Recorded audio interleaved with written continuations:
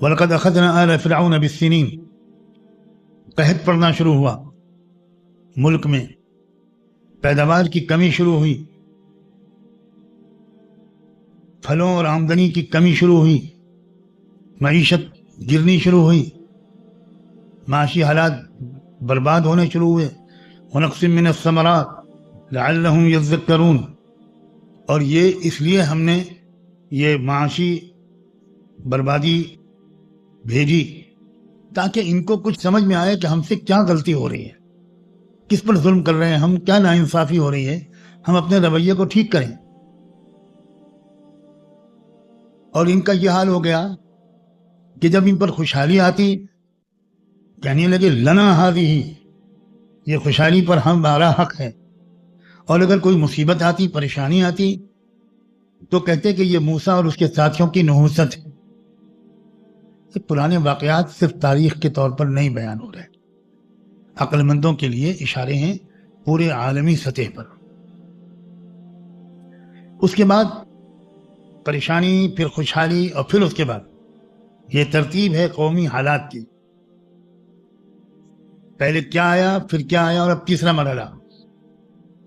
پھر ہم نے ان کے اوپر طوفان بھیجے، فارسلنا علیہم الطوفان والجراد، اور ٹڈی دل بھیجے، اور جوئیں بھیجی، جوئیں۔ اللہ اکبر، عجیب عذاب ہے۔ گھٹمل، اتنی بڑی سپر پاور، اتنی ٹیکنالوجی، مگر چھوٹا سا وائرس پوری قوموں کو تباہ کر گیا، ساری قوموں کی معاشیات الٹ پلٹ ہو گئی۔ وہی اللہ نے بیان کیا، لیکن ہم چیزوں کو اللہ سے کنیکٹ نہیں کرتے۔ قرآن کیا کہہ رہا ہے؟ ہم نے بھیجے ٹڈیاں، ہم نے بھیجے کھٹمل یا جوئیں۔ اب کیا تفصیلات آتی ہیں تاریخ کی کتابوں میں، ہر جگہ پانی مانگتا ہے فرعون، ہز میجسٹی، اس کو پانی پیش کیا جاتا ہے تو گلاس ہاتھ میں آتا ہے اور کھٹمل ہی کھٹمل اس پانی میں، اور وہ یوں پھینک دیتا ہے۔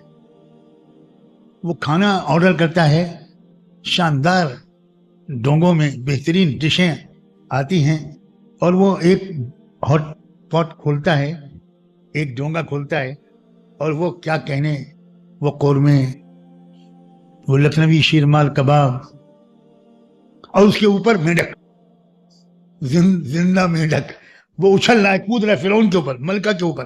ارے ہٹاؤ اس کو یہاں، یہ کیا لے کے آئے؟ اللہ بھی جب مذاق اڑانے پر آتا ہے نا تو نیوکلیئر بم کی ضرورت نہیں پڑتی۔ اللہ، میڈک کافی ہے، کھٹمل کافی ہے، مچھر کافی ہے۔ خانقاہ میں اچھے مچھر ہوں گے۔ فارسلنا علیہم الطوفان والجراد والقمل والضفادع، میڈک، والدم، اور خون۔ یعنی وہ چائے پینا چاہ رہا ہے، کافی پینا چاہ رہا ہے، وہ بجائے کافی اور چائے کے خون ہی خون بھرا ہوا ہے کپ میں، وہ گلاس۔ یہ کیا ہو رہا ہے؟ فاستکبروا وکانوا قوما مجرمین، اور اتنے عاجز آ گئے کہ بیچارے پھر ہاتھ جوڑ کے کھڑے ہو گئے اور کہنے لگے یا موسیٰ ادع لنا ربک، آپ اپنے رب سے دعا کیجئے،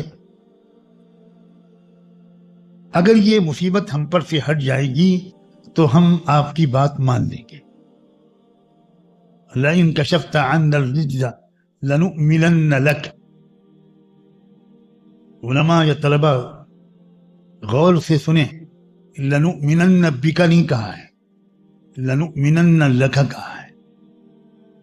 اس نے یہ نہیں کہا کہ ہم ایمان لے آئیں گے، اس نے کہا آپ کا مطالبہ مان لیں گے۔ اور مطالبہ کیا؟ وَلَنُرْسِلَنَّ مَعَكَ بَنِي إِسْرَائِيلَ، وہ جو آپ مطالبہ کر رہے ہو کہ میری قوم بنو اسرائیل کو آزادی دے دو، آزاد کر دو، میں ان کو لے کر یہاں سے واپس اپنا پرانے وطن فلسطین میں منتقل ہو جاتا ہوں، یہ پوری قوم یہاں سے نکل جائے، اس کی اجازت دے دو۔ قوم ملک نہیں چھوڑ سکتی تھی، وہی قوم پوری کی پوری ورک فورس تھی، وہی غلام اور باندیاں تھے۔ اسی قوم کے اوپر مصر کی عیاشی اس قوم کی عیاشی کا دار و مدار تھا، اور موسیٰ علیہ السلام اس پر زور دے رہے تھے کہ میری اس قوم کو آپ آزاد کر کے اس کے اصلی وطن فلسطین بیت المقدس واپس جانے کی اجازت دے دیں۔